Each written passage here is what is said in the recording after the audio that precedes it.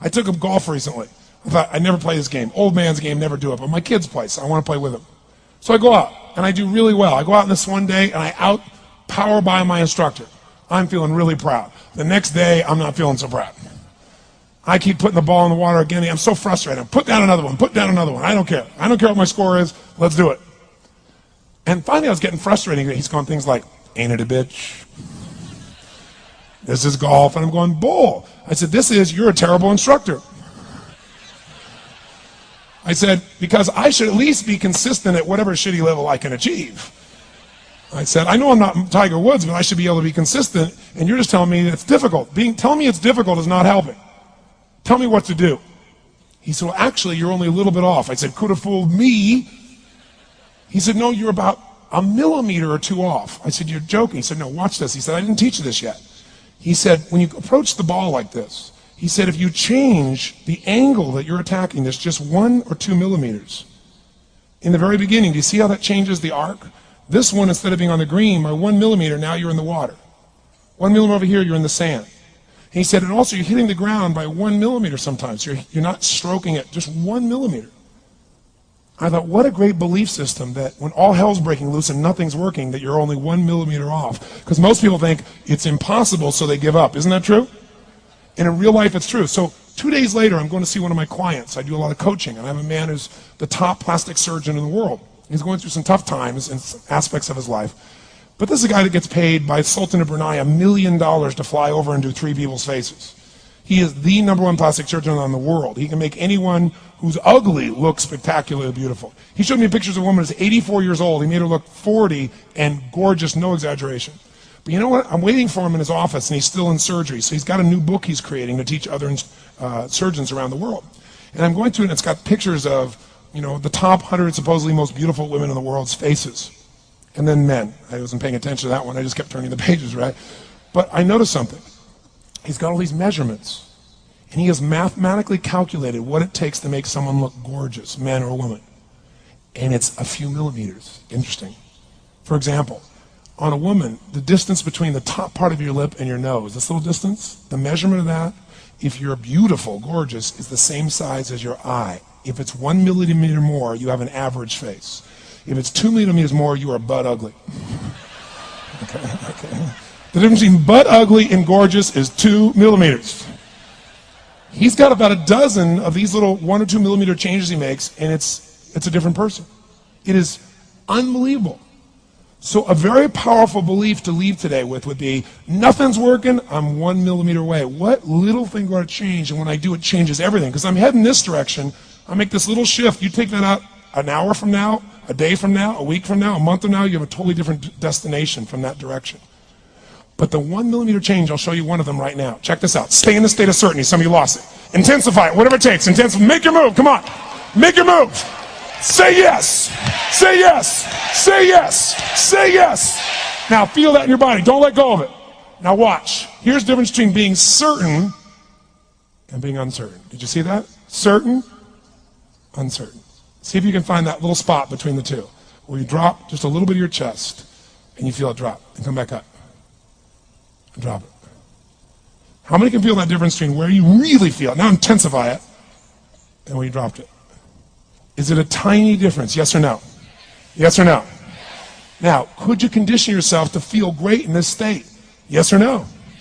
So what I want you to do is give yourself that opportunity. So the way we're going to do is very simple. We're going to go in a peak state. And then we're going to train ourselves. Because guess what? If you're in this state of certainty, and all hell's breaking loose in your life, people can't figure out to go, move, I'll handle it. People go, he's so lucky, he's so confident. No. Here's what I've created for my life, and anyone I know succeeded. I'm a 17-year-old kid from Azusa, California, with no real education other than self-education, with no background, with parents that did their best, all of them,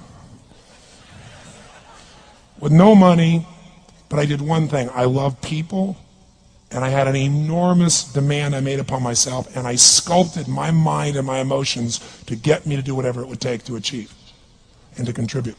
But to do that, I did it by using my body and changing my focus. I did it by putting myself in a peak physiology and using what I call incantations.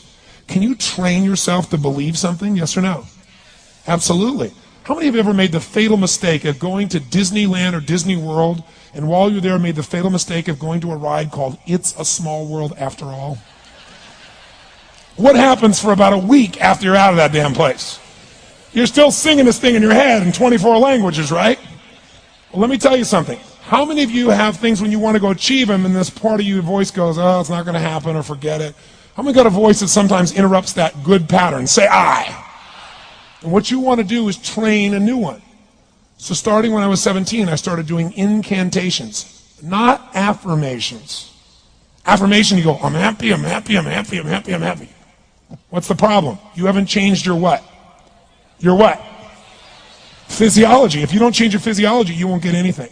So an incantation is not only you speak it, but you embody what you're saying with all the intensity you can. And you do it with enough repetitions that it sticks in your head. Like It's a Small World, now the conversation in your head is always the same and it gives you what you want.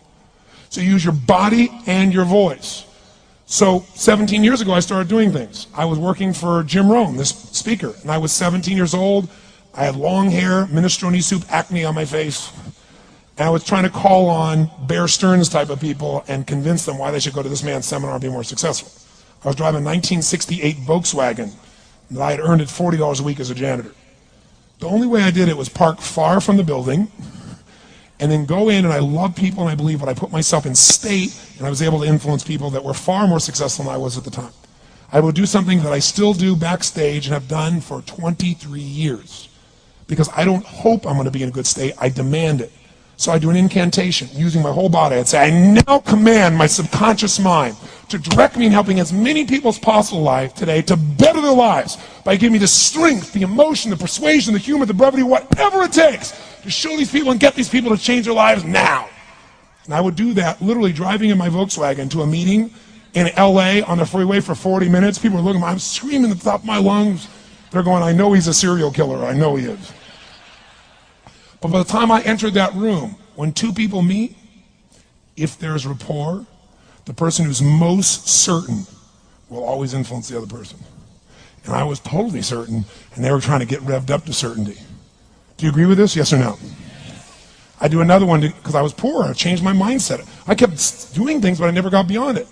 I'd say God's wealth is circulating in my life. His wealth flows to me in avalanches of abundance. All my needs, desires, and goals are met instantaneously by infinite intelligence, for I'm one with God and God is everything. And I would imagine the abundance of my life, and I would feel so grateful. And a year later, I went from making $38,000 a year to making $1 million a year in 1 year. Because successful people do what failures won't. You follow me on this? You know?